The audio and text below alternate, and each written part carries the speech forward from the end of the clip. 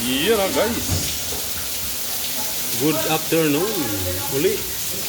Meron tayong i-assemble na tiit.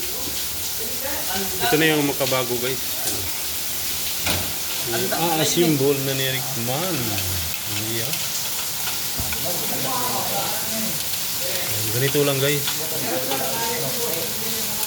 Iya. Sana ba? Iyo. Tulak lang. Yan, ganyan na siya. Kabila naman. Hindi yun, no? Baliktad. Ito na yung mga makabagong ilaw. Ayan. Puti yung kamay ko sa ano? Sa alikabok. Yan guys, bago natin isasara. Ang gulay ah. Nagwa-wiring na. Oh, puti yan. Ito na yung line to line natin guys. Yan. Wala na. Kahit wala na yung ground na yan. Nakahangir naman to. Yan o. Yan lang pala yung linya niya. Kabilaan. Tapos maggagawa tayo ng wire na para sa ano dito. Ayan guys, line 1. Wala na tayong color coding. Yan, green dapat, ground dapat ang green. Ay, yan na guys yung ating wiring. Na top na ni Rickman. Yan, line 1, line 2. Ano yan? Yan o. Sali ka ako na sa... Ha? Dito, kusina to, kusina. Yung ko, di ko alam. Magkahiwala ito, malaki na, mano na rin to. Yan guys, nilagyan natin ng electrical tape. Yan o. Line 1, line 2.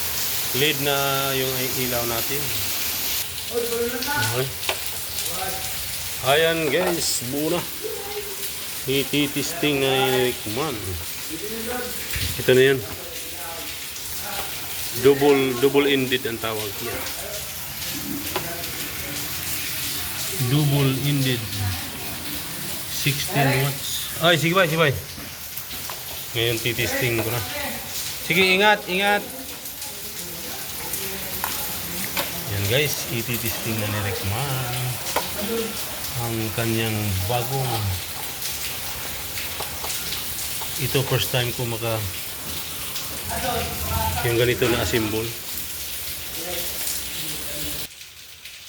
Ay, yan na guys.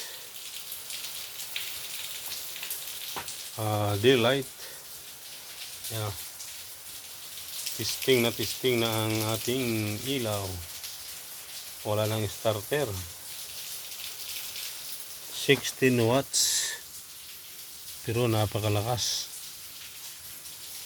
Iyo. Yung maganda na ilaw.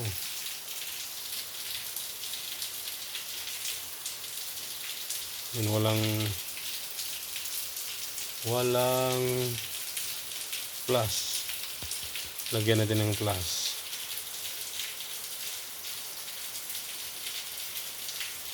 Oh, hindi na bago. Iyon o. Yan guys, i-install ko na. Pwede ko pa siguro i-install ko sa kusina. Iyon. Nakatali lang yan doon. Yan guys. Yan, hindi ko na lang ipakita sa inyo na naikabit na sa ibabaw. Importante yung pamalit na symbol. Bagong bago. Yan, tiit. One seat. Isang seat na yan. Wala din na tayo nag-refill.